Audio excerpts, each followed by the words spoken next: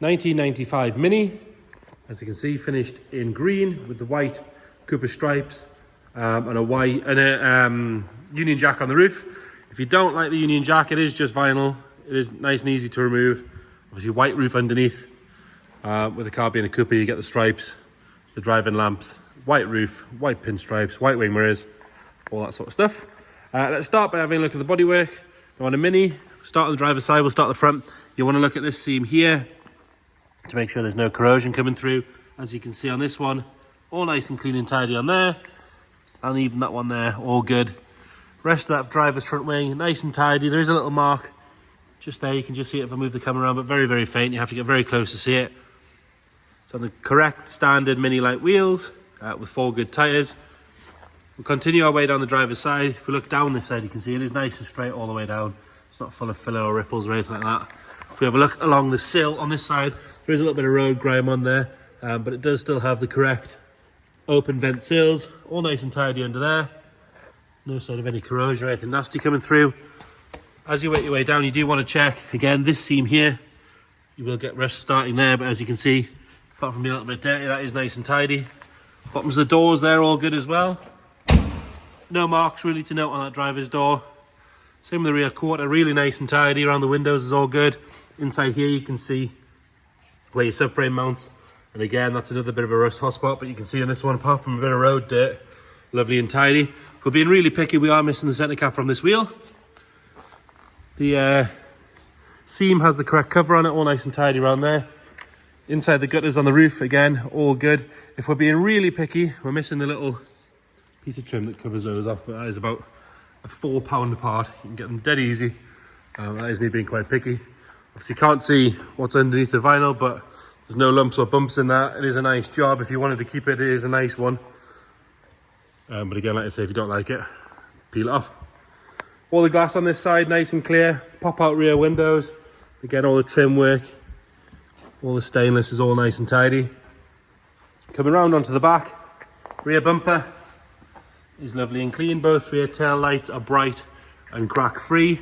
If we have a look underneath that rear bumper, again, that valance is all in nice condition. Tailgate, all good. We do have a little chip just there. That is me being quite picky. Around the back of the rear window, around the seal, all nice and tidy, nothing to complain about there. Even the filler cap is good. Normally they're pitted and horrible. It is a locking one as well, but this one's lovely. Coming round on the passenger side, if we look at this side, nice and straight all the way up. It's all good around this rear arch. And again, you can see that subframe section again, nice and tidy. Wheels, if we're being picky, there is a bit of curb mark on this wheel. And on the front one as well, so they could arguably do with a bit of a refurb. Looking at the sill on this side, and again, open vent sills all the way up. Nice and tidy. A little bit of road dirt there, but other than that, all good. You can see floors look to be nice and tidy under there as well. Seam on this side, again, all good.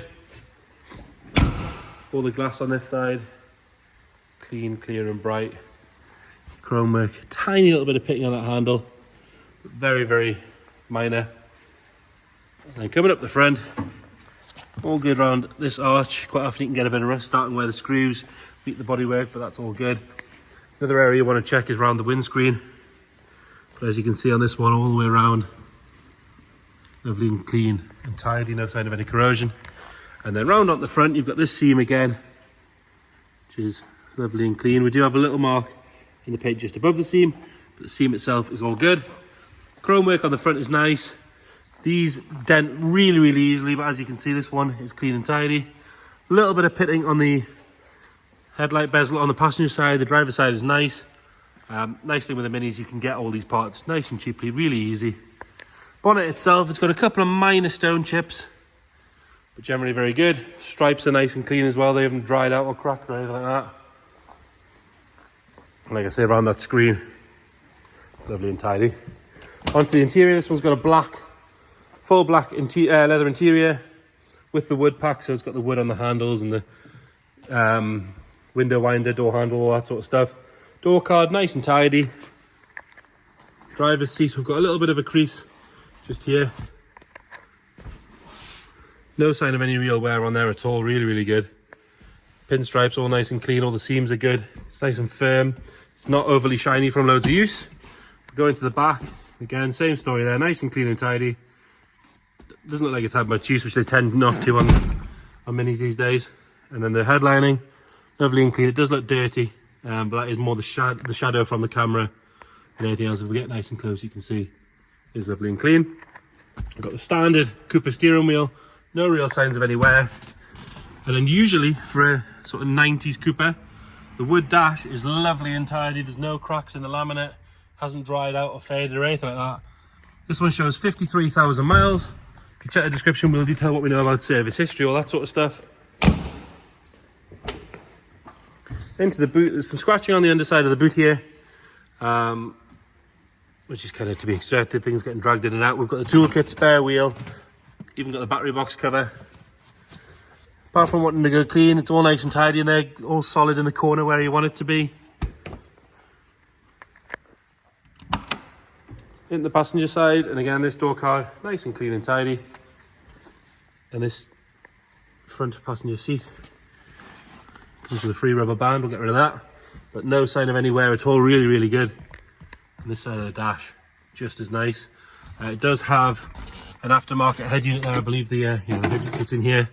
Sony Bluetooth unit, obviously taken off so that while it's parked in here it doesn't drain the battery.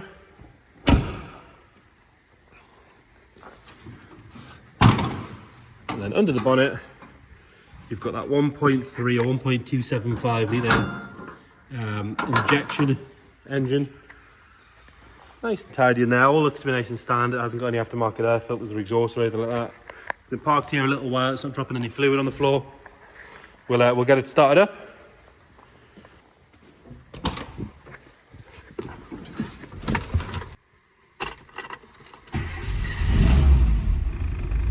So it was driven to us, this one. It's been with us a few days. Starts on the button. No warning lights. Obviously on these later cars you can get a few of the sort of lights from the ECU, but this one, all good. Nice and smooth at the front. So there you go.